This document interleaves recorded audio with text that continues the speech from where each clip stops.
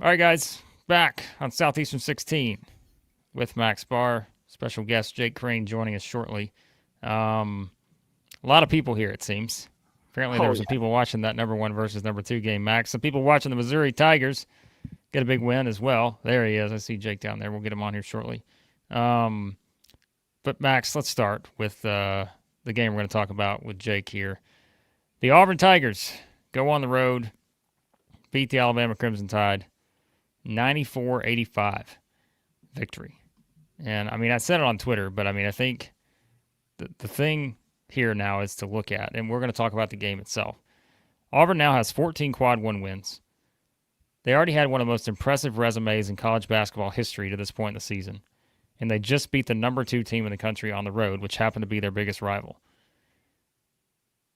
What more do you say? If you're wondering why the committee said earlier this game wouldn't matter in terms of changing the number 1 overall seed, that's why. Auburn is really so far ahead of everyone else, and now they just got a road win against the number 2 team in the country. Man, Max, we did the watch along. You guys, if you were the members, you were there, and you heard our thoughts on this game. But my goodness, Auburn came out early, got off to a good start, navigated some foul trouble. But I know it wound up being 94-85 here, Max. I think the story of this game, though, is yes, Auburn hit some big shots, but I think their defense really, for a majority of that game, there was that one stretch where Alabama got hot and made their run, which we knew was going to happen. But I think Auburn's defense was the name of the game in terms of them slowing Alabama down a bit. We mentioned the fast break points. What did that wind up being? Alabama finished with 19 fast break points, only had 4, I think, at halftime. To me, that was a lot here. So Auburn's this was when you think about the offense, I mean, just so efficient. And they even went through some spells, Blake, where we were like, I don't like this offense. I don't like what we're seeing. The shot selection. Oh no, it's 65-65. Alabama just tied it up with 7 minutes left. Broome's limping on one leg. Cardwell's got 5 fouls. Baker Mazar is sitting down, holding his hips. Then here comes Tahaad Pettiford. Here comes Denver. Here comes Cheney. It's non-stop with this Auburn offense. You talk about the Evan Mia kill shot, getting 3 stops in a row, scoring. Nearly impossible to do against Auburn. It's just their offense is so good. And then just like you led with, Blake, when the defense comes together, who's beating them? Jake Crain is here. Yo.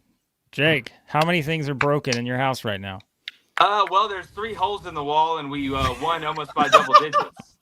So, where I'm from, that's par for the course. But before we get into it, I'm gonna say this though, and I know a lot of people gas other people up. What y'all are doing with college basketball and SEC college basketball, it's the only show I watch. The only one I watch. I love it. I've loved it. Even when Auburn, Alabama sucked, even when there was only one good team and everybody else was garbage. I was a towel boy that sat under the goal when we were awful. What's up to the audience out there? You guys are bringing the absolute heat. I just want to give y'all props, give y'all flowers before we got in here. And Max, that mustache. Oh, it's a dashing mustache. Oh, Blake, yours is good too. Yours is good too. No, it's not but Max. Come on. Stealing the show. And I'm a happily married man with a newborn daughter, so I can just call it how I see it. It's okay. I've said it many times, Jake. Everyone knows. Like, that is, we understand why most people watch this. It's not for the basketball. It's for Max's mustache. But you'll take it. A view's the view. That's what I say. That's what it's all about. What was your biggest takeaway, Jake? I mean, there's many ways we could go here, but what stood out? Well, the biggest thing that stood out to me was, Auburn's gotten off to a lot of good starts in games, in big games. I mean, games that they've won. And you go back to the Florida game, I mean, they're up 15-5 with a chance to really run that thing up. But I knew Alabama was going to punch back, and they did punch back. I mean, Mark Sears is hitting ones from 32 feet. Youngblood hits a deep one. It's about how you respond and how you adjust to the adjustment. I think there's kind of a false narrative of, oh, well, there's only one adjustment during the game. No, whether it's football, whether it's basketball, whether it's baseball, it's how do you adjust to the adjustment they make to you and when they make their run.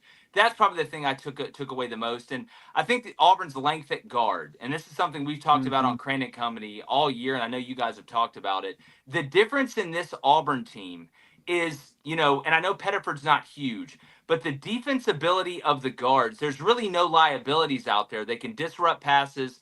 They get their hands in passing lanes. They can go in there and rebound, whether it's Miles Kelly, who's longer than a Harry Potter book. You look at Denver Jones, who I think he's a better defender than he is an offensive player. Not enough people talk about it.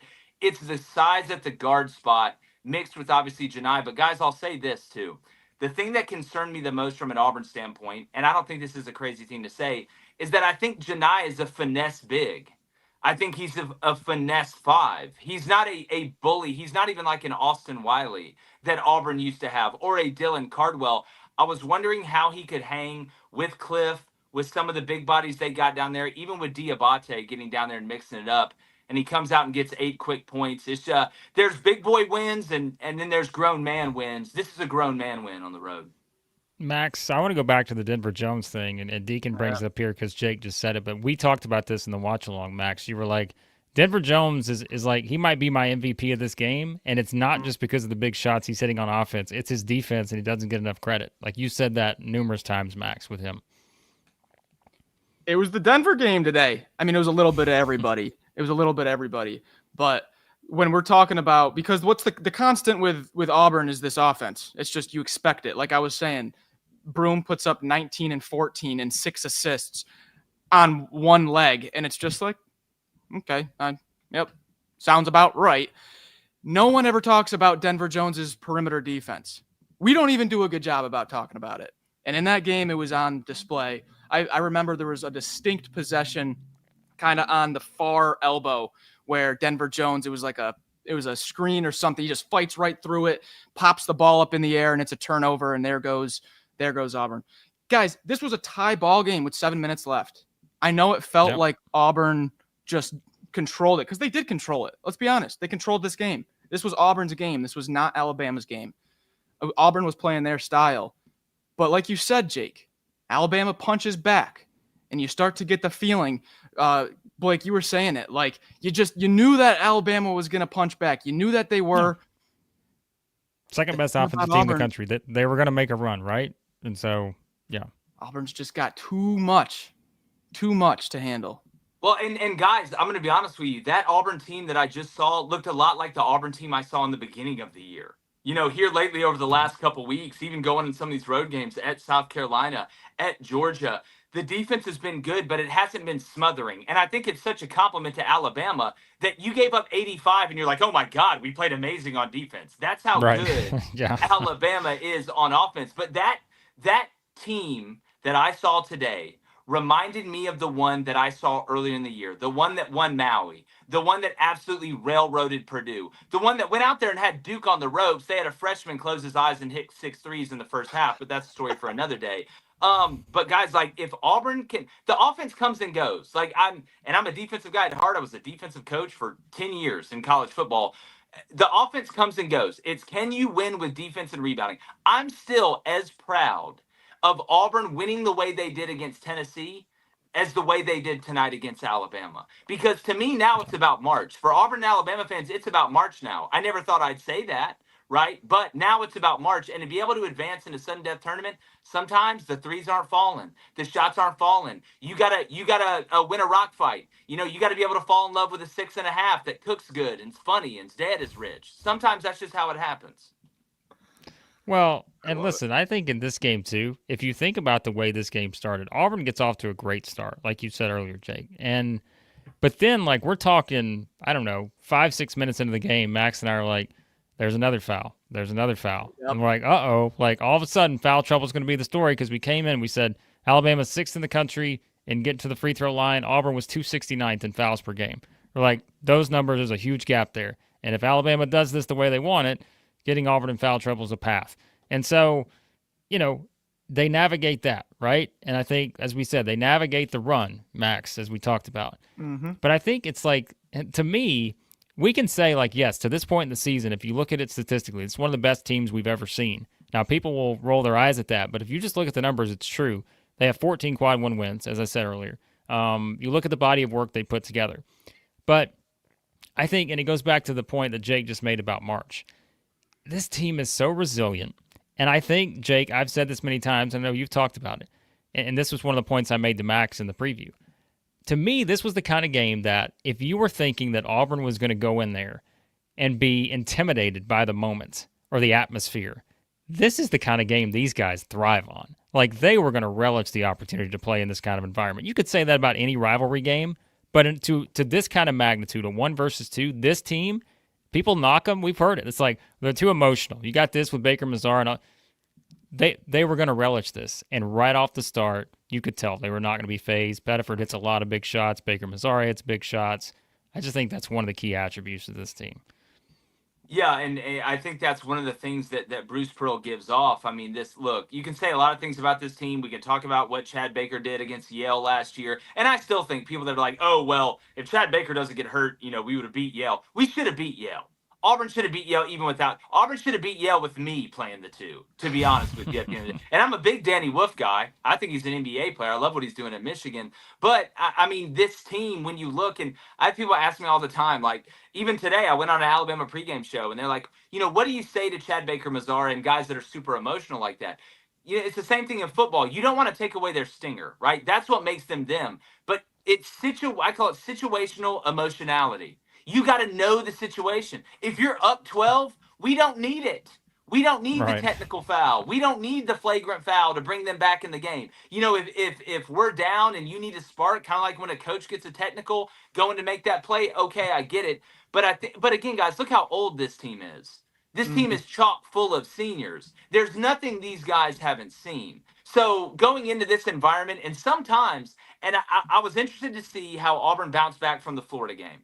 Right? How would they bounce back? Vandy ties it up on the road. You're able to make a run. Chaney Johnson goes nuts for 3 minutes. You win that game. You go to Bama now on the road, which sometimes I think playing on the road can help rally the troops better because it narrows your focus. You guys know it's just y'all. You're in a place that you're not sleeping in your own bed, right? Everybody's booing you. I used to love, I'll never forget when we went and played Tennessee, I got more hype because people were yelling and screaming at me, telling me how bad we sucked, than anybody telling me, good job, Jake. Like, we went and played Nebraska, and they were all nice, and it threw us all off. They're like, good luck today, guys. You can do this. And it just threw us off. We played terrible. I would rather you boo me, throw vegetables at me, talk about my mother or whatever. But how about Chad Baker? We didn't even know if he's going to play today. Coming out and absolutely rolling the dice on him one time. And I thought, when all the talk was about Aiden Holloway, at the end of the day, old dude disappeared pretty quick.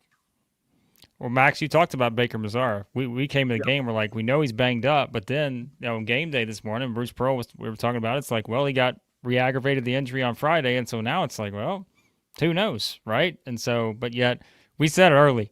When we saw him out there, we're like, this guy's not coming off the floor. Like, he's not coming off the floor. He's going to stay out there as long as Bruce Pearl keep him out there. So Well, Blake, don't you think the biggest, and Max, the biggest part of the game, the biggest moment in the game, was when Alabama tied it up in the second half, and Pettiford just dribbles down and just he's got so much jersey in him.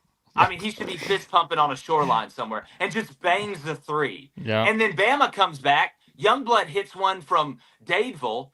And then all of a sudden, Chad Baker comes back, hand in his face, doesn't matter, Splash City, and then you're back up 3. So it was like, that's how you have to win those games, though. You got to answer the punches with punches. You got to counterpunch. And I thought Auburn counterpunching at that point and then getting up 8, and then Alabama's like, oh, we got to catch him again. Then you got to catch him again.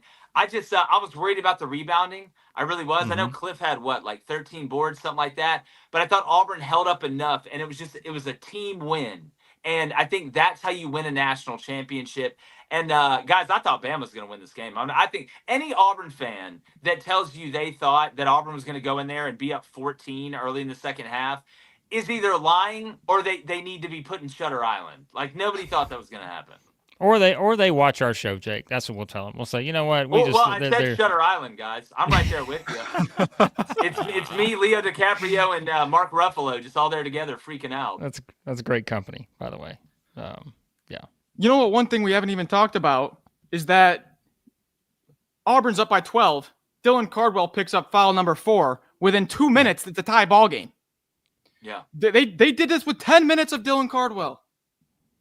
Yeah. No, I again, and he's kind of like the enforcer down low. Because again, Johni is a finesse big. And I don't say that to mean he's soft. but he's not a guy. I mean, he's great with his back to the basket, but most of the time, if he doesn't beat you around the corner, it has to be a fadeaway. But guys, when Johni hit, just remember I said this. If Johni hits a three early, good things happen for Auburn. There's never been a game where Johni hit a three early and then it just fell apart. So if you can run the offense through Johni early, and that's what they were able to do, it opens up everything else. But the sneaky MVP of this team, and I've said it since the beginning of the season, is Chaney Johnson. He just does. He's like, he's not elite at anything. He's just really good at everything. And like, there's something to be said for that. Yep. I mean, he's the breakout guy this year. There's no question, right? I don't know where Gene's at in the chat. I'm surprised he's not here talking about this game, but Gene was all over the Chaney Johnson breakout year, and that's exactly what happened. I mean, if you look at some of these stats too quickly, guys, and Jake, we won't keep you too much longer. We said we wouldn't keep you more than 20 minutes, but Alabama goes 5 of 26 in this game from three, and I think again it speaks to how many of those shots did they have that were just wide open threes that they missed. They didn't have that many because Auburn defensively just did not allow great looks, and we said that was going to be a key in this game. Auburn turns the ball over 4 times. And I think that's where, too, if you're playing a team like Alabama, where every possession you have to value knowing it's going to probably be a high possession game, you only turn the ball over 4 times. Now, I know, Max, we talked about it. Alabama's not a defensive team that's going to turn you over. They're one of the worst in the country, actually, at turnover numbers. But I think still, in this kind of environment, even if you're playing a team that's 347th in turnover percentage or whatever like Alabama was, to still only turn the ball over 4 times and get what you want offensively. And like Jake said, you have guys like Pettiford and Baker Mazzara and Denver Jones who just seemingly, it doesn't matter what is going on in the game. That Alabama just makes a run to tie it up. Pettiford comes down, takes one dribble to the right, shoots a 3 and makes it. And we said they're just exchanging baskets. They just don't get fazed by this. And I think, look, that probably also speaks to the schedule that they played this season and the number of wins they've compiled. Once you get this kind of confidence, and that's why, you know, like I said, we joke, I did the emotional hedge. I bet on Alabama, but I picked Auburn to win the game in our prediction video. It's just kind of, you just expect them to find ways to win these games, and that was kind of the story again here. Yeah, and guys, I think a lot of Alabama's best looks are in transition off misses. Well, the obvious thing is, if you don't want to give them open looks, make shots. Make them take the ball out from under the basket. And that's what Auburn did. I mean, they were unbelievably efficient, not only from a turnover margin, but from making shots. And when you do that, it makes Alabama have to run offense. Not that they can't. I mean, they're great when they run offense. But where Alabama kills you is when they avalanche you. Like, it could have been really easy if Auburn started missing shots in the second half to just look up, overtied, then 2 minutes later, you're down 7. That's what Bama does. They jump you around the corner. They let you talk ish in the bar, and then they wait for you to leave all your boys and catch you right when you're going to open the door of your car. And that's how they win. So, and that's, it's a great strategy. I think Nate Oates, the style of play is very conducive to that. But I'm just, I tell you what, the biggest thing Auburn's got to do right now is you got to be able to rebound from a big win, too. You know, it's easy to, y'all know this, it's easy to rebound from a big loss because you want to go out there and prove yourself. You got Georgia coming to the crib on Tuesday or Wednesday. You got to go handle business. And if you handle business a couple more times, I think you got that number 1 overall seed locked up. Oh, well, Blake, what'd they say about the number 1 overall? Well, so, I mean, again, and people were asking me this. They were like, hey, you know, this can't be true, right, when it comes to the committee saying this. But I'm like, guys, it's very clear. I mean, the committee, UNC, whatever, he's the athletic director, whatever, Bubba Cunningham, on the selection top 16 today. He said, if they was asked the question, if Alabama wins this game, will they jump Auburn for the number 1 seed? He's like, I don't think one game's going to make a difference. And he was also asked, you know, you've been on the committee, whatever, for 5-6 years, whatever it is. Have you seen a team build a resume like this, like Auburn? He said, I haven't. And so that's why I think, again, and I think Justin Ferguson said this well on Twitter. It's like bracketology, when we bring up like Lenardi's brackets and anybody else's, right? Sometimes it's easy to be reactionary to one game. But this isn't college football where, right, Jake, where like it's going to change dramatically with one game. You're playing much fewer games, but like when you look at a 30-something game season and you see the body of work that an Auburn has built to this point, like we said, this was their 14th quad 1 win.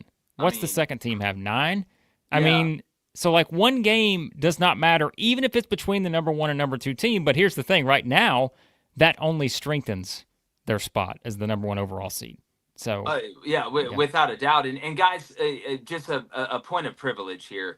I hate the way that we do the quad wins from a standpoint of it could be a quad 1 win one day, and then 3 weeks later it's not a quad 1 win. We do this in football too, though. They call them ranked wins. If we get a quad 1 win, the 3rd game of the season, I don't care if that whole team just goes blind and can't play the rest of the year. That should be a quad 1 win. It shouldn't fluctuate. And I think that should go into the bank. Same thing is if you lose to a quad 2 team, that should be a quad 2 loss. It shouldn't turn into a quad 3 loss. So, I mean, as far as resume goes, I don't know how it gets better than this. If you're looking at me and saying, oh, well, you know, your argument is your 2 losses are at Duke, who's number 3, and then at home against a Florida team that just outplayed you on that day, that may be playing as good or better than anybody right now, if we're going to be honest. I don't want to see, and they just got hand-glocked him back. I don't want to see Ford in the tournament at all. Stay away. Please stay away. Max, before we continue, Jake, we appreciate you hopping on, man. I know, again, you've got a newborn. You've got a lot going on. Trust me, I've been there. You know this, Jake. So, listen, man, we appreciate it. Plug anything you want on the way out, and we'll catch up with you soon. Oh, look, a lot of y'all's audience already knows. It's Crain and Company. They know. Y'all know what's up. Whether it's YouTube, Apple Podcasts, Spotify, come hang out with us. We're going to be talking a ton of college basketball. We live stream the first round of March Madness. The watch-alongs go really hard, too. They're great, you guys. I enjoy turning y'all on while that's going on. But keep killing it, man. I'm going to be checking out the reactions video. And just make sure Chris Lee stays in line. That's all I'm going to ask. You're the man, Jake. We will do the best we can, Jake. Thanks, Jake. All right. Well, he's about a little ad read. What do you think? But first, I just gotta say, just Jake have the best energy out there. I mean, we need him on the watch-alongs when they go to review. I would love to get a Jake Crain reaction to an unnecessary review. Cinema. This would be a great segue, Max Barr, if we had a Diet Summit Cola, sponsor, right? Because Max is running on empty over there. He's out of Diet Summit Colas, but I'll tell you what he's not out of.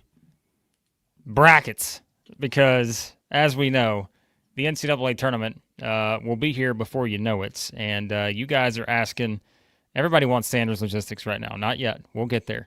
Everybody's asking. That's like the flash on the screen. Just flashing it on the screen back and forth. But as we know, bracket bids, we keep telling you, if you want to have fun this March, and we know it's going to be fun if you're an SEC fan, you can take your experience to the next level with bracket bids, enter into that free pick'em contest, or start an auction draft league with your friends, family, or coworkers. Everyone starts with the same bidding dollars. Up to you to outbid your league mates to secure the teams you think will go the distance. Choose from multiple scoring models, including the upset bonuses to reward the bold picks. You can track your teams with live in-game scoring. Watch the standings shift in real time. The further your teams advance, the higher you climb the league standings. That's how it works. We want everybody to advance as far as they can from the SEC. For league play, use that promo code SC16 for 40% off. SC16, 40% off. Go sign up right now, guys. That helps us out.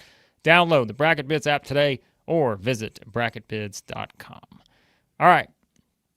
What else we got? Some chats to get through. We got some chats to get through. Yeah, let's catch up on some chats here. And then we'll talk more about, I know, Missouri fans, we're almost there. What you've been waiting for. We're almost there. I see Malik is getting some people riled up in the chat. I'm shocked at this. Shocker. All right. We got 199 from Josh. Uh-oh. Josh calling about Alabama. There you go, Josh. 1 second and off. That's the rule, Josh. You know we implemented it. 199 from Noah. And Noah gives another $1.99 to say, don't you disrespect the Auburn Tigers. Max Barr. Known disrespecter of this. Oh, Thorpe, $3. Dissing Hayden Holloway on the air balls. There were a couple air balls. Getting your jabs in. Getting your jabs in. Wasn't just Hayden Holloway. There were multiple air balls in that game. Nate's a new member. We appreciate Nate. Joining in, ready for the Dennis Gates love. If you just became a new member just to get the love of Dennis Gates, we appreciate that. West Nash Door. I know West Nash Door. Nice. Can't trust West Nash Door here. 10 memberships gifted out. for the Nice. membership. So some of you are new members, thanks to West Nash Door. So there you go. All right. Let's see what else we need to get to. Has anyone else played today? Don't worry, Auburn, Alabama fans. We'll get back to that game probably here in just a second. But by the way, Josh calling a shot. He's calling the perfect bracket right now. We're going to hold him to it. I believe him. All right. Let's talk about the Missouri Tigers real quick. And again, we will keep talking about. Oh, actually, before we do that, I want to just quickly run through some other stats, Max, to wrap this up with Alabama and Auburn, because I thought there were some notable things here. Both teams wind up getting the free throw line 32 plus times. Auburn goes 22 of 32, Alabama 26 of 35. Of course, some of we said that came in that stretch where there was a free throw on every possession for the longest time there. But that was kind of the case there. And so let's quickly on a couple other things here I wanted to point out. Ooh, here's a good stat. What do you got? From ESPN Stats and Info. This was the first home game in the Nate Oates era that Alabama never held a lead. Wow. Interesting. Wow. Okay. Now that's because they tied it up. They tied it up, but they never broke through. Never led. Wow. Yeah. By the way, that's what I'm doing, Gabe. I'm actually going to the monitor to review the stats. I need to get one of those old just TV monitors and just plug it up and say, let me go to the monitor and give you my analysis. As we said, Auburn with 4 turnovers, thought that was a huge part of this. I mean, 2, it's like you look at the rebounding. Alabama wins the rebounding battle by 9. They get 14 offensive rebounds, but they only get 9 second chance points off of 14 offensive rebounds. I think that's a significant number, too, there for that. And then we kind of keep going down the line here. As we mentioned, only 19 fast break points for Alabama, only 8 assists for Alabama. Think about that. Offensive team like Alabama, only 8 assists in this game on 27 made field goals.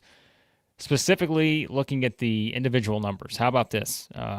13 points for Pettiford, 14 points for Chaney Johnson, 15 points for Miles Kelly, 15 points for Chad Baker-Mazara, 16 points for Denver Jones, 19 points for Johni Broome. If you are crafting a balanced performance on the road against the number 2 team in the country, that's what it looks like. And as we said, Cardwell only played 12 minutes in this game, fouled out. Meanwhile, on the other side, Sears finishes with 18, Grant Nelson with 12, Holloway with 10, Philon with 10. Then you had Youngblood, Diabate, and Big Cliff all with 8. Stevenson had 7. And Reed, who we mentioned, made his kind of return here, but still only played 4 minutes in this game. He did score 4 points, but Stevenson fouled out, played 20 minutes. Holloway only played 16 minutes, as we noted, Max, 4 fouls. So, yeah, I mean, statistically, I still think, to me, that 5 of 26 from 3, I think that's a big story here. No turnovers, virtually no turnovers for Auburn. And just the resiliency with that run, I think, was really kind of the final points here of that game. Yeah, last thing for me here, just another stat. This is from Nate Oates right on the post game. Our objective was to run them off the 3. They got more 3 attempts than we did. And we finished 20 of 42 at the rim. It's hard to win games when you shoot under 50% at the rim. The reason why that's so significant, guys, Alabama ranks 2nd in the nation in 2-point field goal percentage coming into this game. 2nd in the nation. The only team that has a better 2-point percentage is Cornell.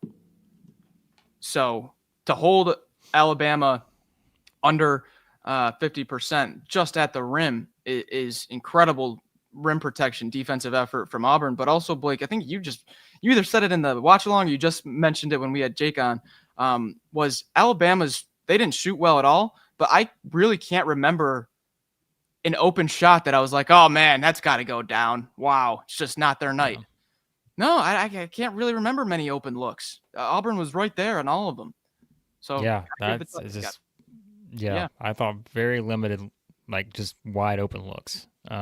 So yeah, for sure. All right, let me make sure. I'm gonna get some of this cleared out so we know where we're at on some of this here. Zach, $5 super chat. The streak continues. Auburn hitting 12 threes. Well, yeah, that was also, I mean, that's a good point too. Auburn making that many threes, especially when you consider what Alabama shot, I think was definitely something that stood out for sure. Josh says, 499 super chat, thinks physical teams will be an issue for Alabama. I think there is something to that in terms of just the style and some of the physicality, especially when you talk about maybe a bit of the length and how that affects kind of the physicality, especially defensively with Auburn. That's been one of their strengths. for sure. So, Yep. all right, we appreciate you guys on the super chats as always. And let's now get to Eric's going to sleep. He said, "All right, Eric." He said, "Let's get to the real stuff." Come Let's on, Eric. move It was on. 1 versus 2 here. Come on. No, I'm just kidding. The big game. Big game. All right, let's get to this next. And by the way, Kelsey jumping in, giving us a fun fact here. Dennis Gates actually was the person who made the first pizza in the United States. You know that, Max? I knew there was something else I liked about him. I like pizza. Jackson already wants a prediction, by the way, for Alabama, Missouri. He already wants it on a whim. They want it. Give the people. You know who I'm picking in that game. You know who I'm picking, Jackson. You kidding me? You know I'm picking Alabama. I don't pick Missouri in any games that could be close. That's the rule for my client. I don't do that. Obligation. All right, let's talk about the Tigers of Missouri. Good day for the Tigers, huh? Yeah. Actually, I say that. What's the LSU score? Well, Maybe not all the Tigers. The Bulldogs, though, the Mississippi State Bulldogs, doing some work in Oxford right now. They are. All right, but let's talk about the Missouri Tigers, who get another. I pointed this out as we talked about.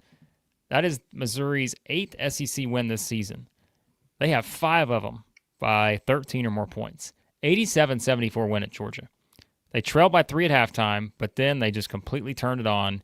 And to me, once again, I talk about my issues with Georgia offensively, but this was way more about Missouri. Now, obviously, we're watching the game at the same time as we're doing the watch-along for Alabama and Auburn, but from what I gathered, there's that again.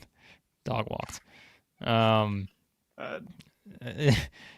what I gathered, though, I mean, this is just the same story for Missouri. And we brought up the wild stat. I don't remember if I mentioned it in the watch-along or if it was here. Missouri turned it over 3 times in this game. Think about a good defensive team in Georgia. Missouri had 3 turnovers. Just nuts. And what was the other stat I brought up? Someone told me on Twitter, let me find it here, about Missouri being the first team in 30 years or something. What was it? To have, let me find it real quick so I don't throw this stat off. But this was a good stat, and I think it's worth mentioning. Here it is. They said Missouri's the first power conference team in like 30 years to average 20 free throws a game while making at least 8 threes in a game. So many ways they can beat you. It was on display again here, and that's why Missouri is just, they're so good when they get their game going. They're so balanced, too. There's not one guy that you can zero in on. I mean, we were just harping on Ant the other day. Robinson. What a stat line in this game. That's a great comment. Summit Cola goes down a little bit smoother after a Missouri win here. Cheers. Cheers. Yeah. Listen, just only 26 minutes, 15 points on 7 of 11. Rolls right off the tongue. 7 assists, no turnovers, and 4 steals. What a game. And the thing is, Ant Robinson comes out. Okay, here comes Tony Perkins, who just played like a million games in the Big Ten. He comes out. Okay, here comes Marquise Warwick, just like one of the all-time leading scorers of modern players right now, college basketball. It's relentless. There's never a break. Yeah, there's not. I think that's it, right? And I've heard people say in the past that they think depth is overrated when it comes to like NCAA tournament because it's a survive and advance thing. And really, if you just have like a core 6 or 7, it's really just the only thing you're trying to combat is foul trouble at that point. But if it's a 1-game setting and all that, but I think if your depth is like, it's one thing to have numbers, it's one thing to have depth, right? And I think Missouri like has depth. They don't just have numbers. Like they have all these guys who can come out and just, like you said, I mean, think about how many different guys this season have been one of the main talking points for us when it comes to like a Missouri game, you know? And it's just, there's so many different people, whether it's Grill, whether it's Mitchell, whether it's Bates, whether it's Robinson. Like we've even, we've talked about Perkins, right? We've talked about Trent Pierce at times. We've talked about, Warwick having a big game. Yeah. Jacob Cruz has started having some big, so it's just like Josh Gray, right? Everybody's joking about it. Josh Gray shot a 3. The horse. Give him more 3-point attempts, in my opinion. But No. Come on. Is that going to take them You know off what? the bully ball watch I was list? just, well, there's a little bit of a flaw in the algorithm where no. there's the 3-point attempts are weighted a little bit too negatively. Yeah.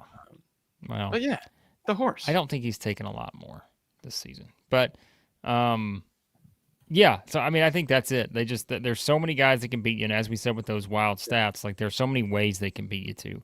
And, man, it's just, I think when you look at it from that standpoint, that's what I'm saying. Like, if you're talking about pure depth, like they have Final Four depth. Like, they're the kind of team that if you get the right matchup and you're trying to match up, position by position with Missouri, and you see all of these guys that Dennis Gates is running at you here, man, I think they're just a brutal matchup for a lot of teams. I mean, because we think about this too, Max. Like, let's pull up the numbers here, okay?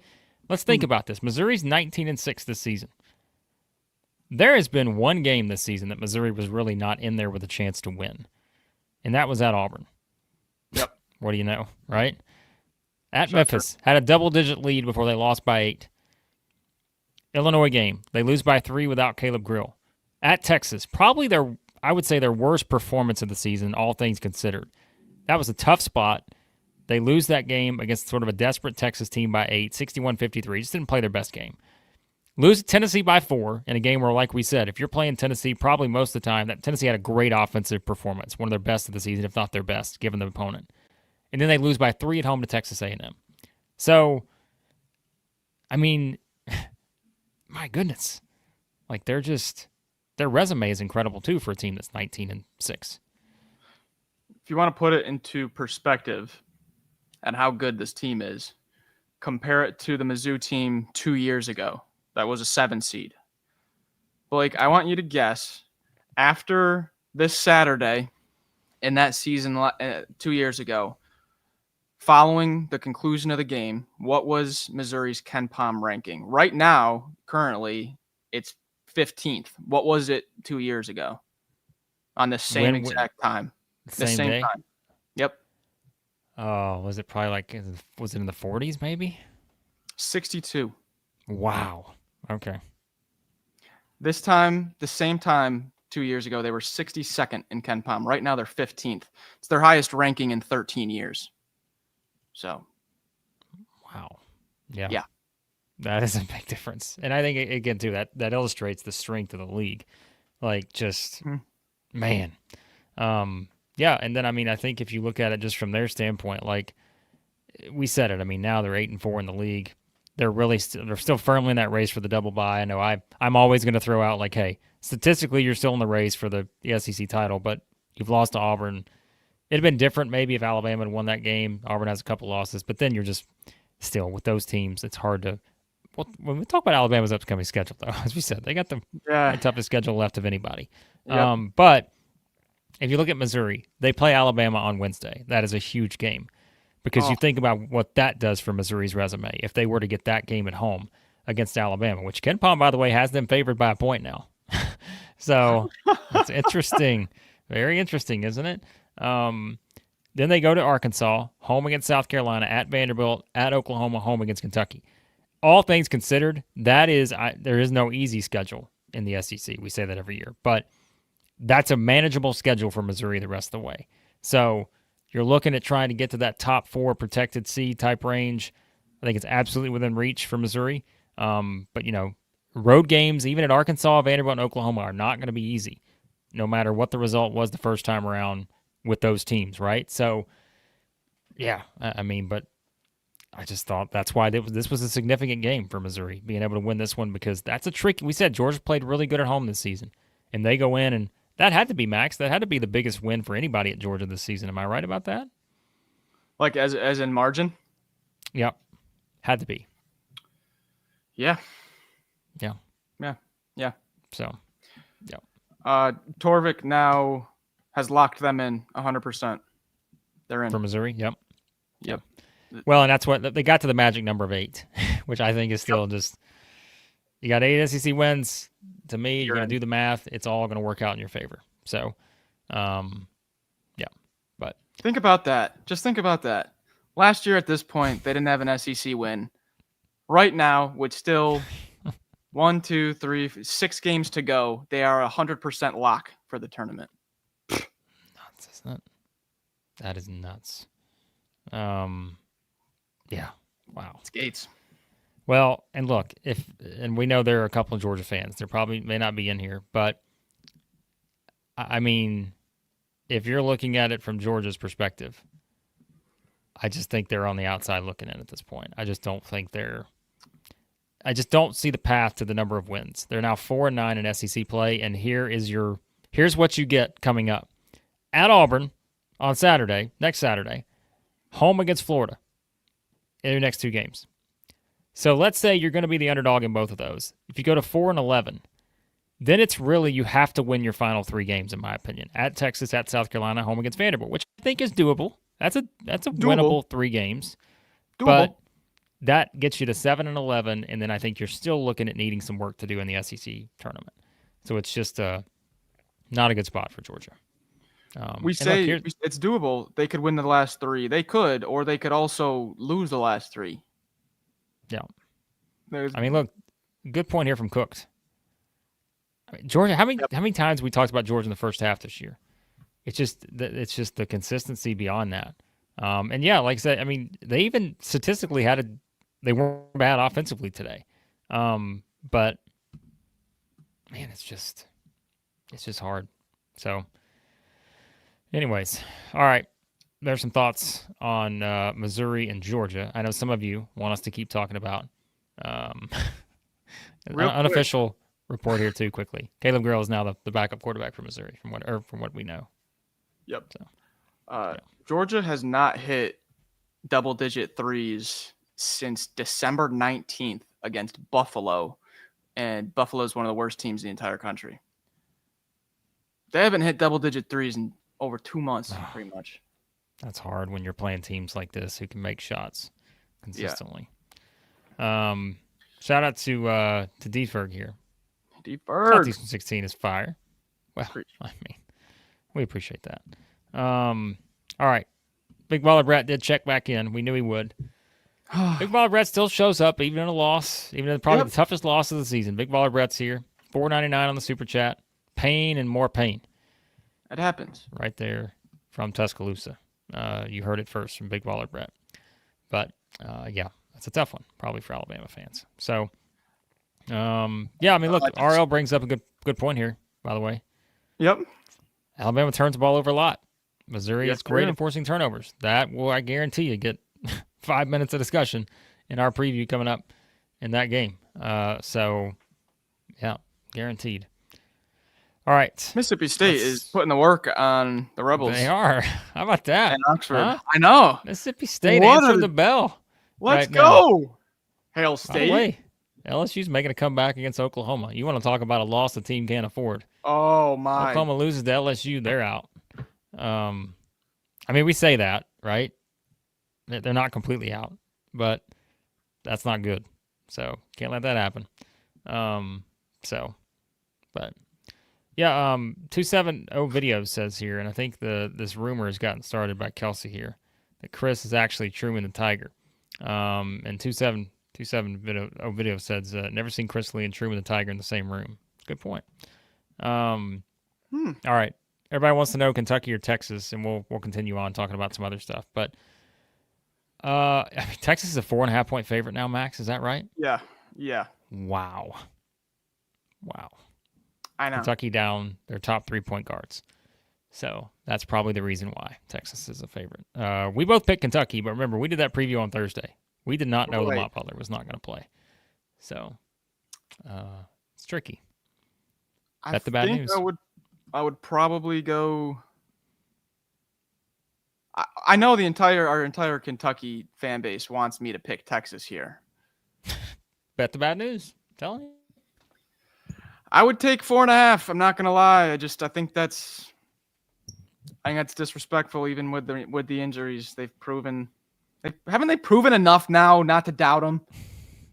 Jeez, it's what they want. It's what they want. Doubters, the haters, not getting it from me anymore. Not anymore. Yeah. Whenever we doubt Kentucky, yeah, it usually works out well for them. But all right, here's what we're gonna do. We are doing the primetime show tonight. So we will have a chance to recap the other games from earlier. Okay, so like Tennessee and A&M games, we will recap those tonight on the primetime show. That is what we'll do, because this one, as we said, we were kind of focusing in on these two games because these were significant games for our viewing audience here. Of course, the number 1, number 2, and then we know we have a lot of Missouri fans. So we appreciate you guys. Leave your questions, comments on the way out, super chats. We'll keep going here for a few more minutes, but ask any questions you want on the way out here, and we will get to them. And yes, Matt, I've been trying. I'm working on this. Can we get Diet Summit Cola as a sponsor? Well, this was the last of the 12-pack. So if you catch the right eye starting to get a little lazy on the prime time, it's because I ran out of Summits. Yeah. So Max has got to get back to the Summit to get more cola. Great question here. Who has the 7 SEC road wins? Now, I'm wondering why you asked that question. I want to say there's a little bit of something interesting. So, is there a direction he wants us to go in? I think we know what he's trying to get at. Kelsey says ESPN. Go ahead. Oh, go ahead. No, go what ahead. We got here? It's fine. I was going to say, Kelsey said ESPN was going to pick up the podcast, but soon realized they couldn't contain me. Yeah, that's probably probably can't contain the chat either. Probably can't contain the chat ever. But Auburn's offensive efficiency is up to 131.1. There's nothing else to say. Like, come on. Do you remember what the second best is? It's 129.0 by 2015 Wisconsin. All right. Look, you've said this multiple times, and I know. Like, I just don't know how you can watch Auburn and think they're not impressive. I don't know. I don't know how you can do it. Like, I think they are one of the most impressive teams we've ever seen. Statistically, they are. That tells us they are. But I don't know. Everybody has their own opinions. Everybody has their own opinions. Hey, we appreciate the posse. Well, a regular, but a Kentucky fan, as noted. But hey, I'm just saying. So, anyways, all right. Here's what we're gonna do. We still got to get to Sanders Logistics. Before I'm gonna give you Sanders Logistics, though, I need you guys to hit the like button. Okay, hit the like button. Hit subscribe. Terrible. Charles Barkley voice. Hey, by the way, sarcasm. Come on. We know sometimes we have our fun here. The Tigers broke. Is that just broke? We had a good one. We had a good one in the sarcasm. watch along. I forget what it was though. It was good. Cracking some jokes back and forth. Yeah, we had some fun. So, by the way, Salty Tiger was the one who informed us of the London viewing experience for Southeastern 16. Yes. Notified us. I know he's taking a shot at Alabama there, but we want to bring up Salty Tiger for letting us know that we're being watched all around the world. We appreciate that. From London. Across the pond. Across the pond. All right, here we go. Leave any questions, anything else you want before we get out of here. But we got to get to Sanders Logistics. Because I'd have a great segue, but I really don't have a great one. And that's when Matt thinks these things hit another level, is then when we don't really force these, okay? We don't really force the reads. That's when Matt appreciates them the most. So I'm going to tell you that Sanders Logistics, your friends and mine, formerly known as Ted R. Sanders Moving, is a leader among moving companies in Nashville, Tennessee, and the surrounding area. Their team, professional movers, are focused on delivering efficient, hassle-free moving at an affordable price. You know what efficient, hassle-free reminds me of, Max?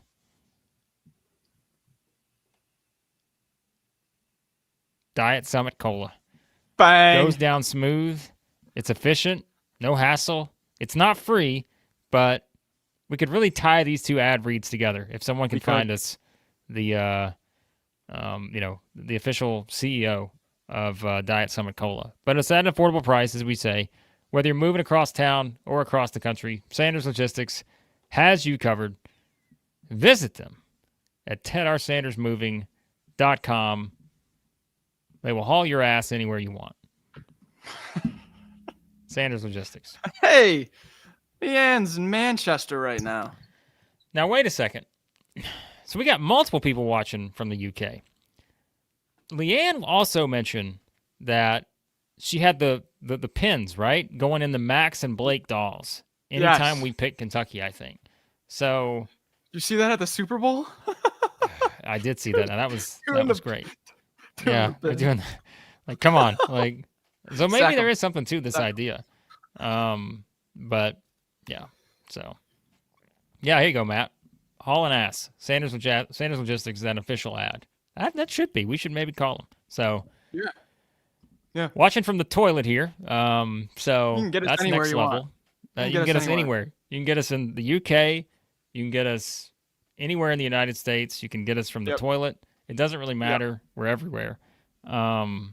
So, anyways. Oh, Cook brings up a great little nugget here. Imagine if Mizzou had Tanjay. I was telling Blake about that earlier. Imagine last year Tanjay and Grill don't go down. I mean, look at what both of them are doing right now. Imagine both of them on the same team with Tamar Bates, with Sean East. Oh, they'd be a top 5 team in the country. They would win the national championship in November. In Missouri, it'd be an all-Tiger matchup maybe in the championship. But anyways. I love this. Yeah, your toilet comment gets pinned, but your actual questions don't. Sorry, it's a matter of timing. Tell where the priorities are at. So it's just a matter of timing. So, all right. James, by the way, from earlier, $2 super chat. Sorry we missed this. Missed the watch along, but think Auburn got into Mark Sears' head. Well, you never know. He was frustrated. There was definitely some frustration there. Remember that one possession where he slammed the ball or went to slam it? I remember it was right out of a timeout. Yep. So, by the way, Posse also says if only chat comments could be pictures. Yeah, we'd be shutting down the chat if that was the case. 100%. By the way, can I tell you something before we hop off here? Mississippi State is up 19 with 8 minutes to go at Ole Miss. Oh, my. LSU has rallied from a double-digit deficit to be up 3 on Oklahoma with 6.5 to go. SEC basketball. The gift that keeps on giving. We got a lot to talk about tonight in the primetime show. Oh, my goodness. Gosh. Wow. All right. I know you guys want a Kentucky preview. Go watch it on the channel. It's a little different because we didn't know the injury of Lamont Butler. So it's probably there's not much we can give you on that besides, Perry's getting the start. It's a tough road game because Texas needs wins. And they've been good overall at home this season outside of their game they just played. But, I think it's a tough spot for Kentucky missing 3 point guards. But like we said earlier, I think Texas has not been the most consistent team. Trey Johnson can take over. Yep. Kaluma's doubtful, I think. So it sounds like Kaluma's not going to play. So it's just, there's a lot of stuff like that. It's a weird game. It is a weird game for both teams based on the injuries and such. So I think the matchup in the backcourt obviously goes to Texas, but I think it's a game that Amari Williams could just, with no Kaluma, I feel like Amari Williams could really kind of make his impact felt. Yeah. We'll see. All right, we'll have you covered tonight. Turn on your notifications. That way you know when we go live tonight. We will be going live for the primetime show right after Kentucky, Texas. Even if Florida, South Carolina is still going, which it probably will be, we'll be live right after Kentucky, Texas to start the primetime show then. Talk about everything from the day we didn't talk about and everything else there.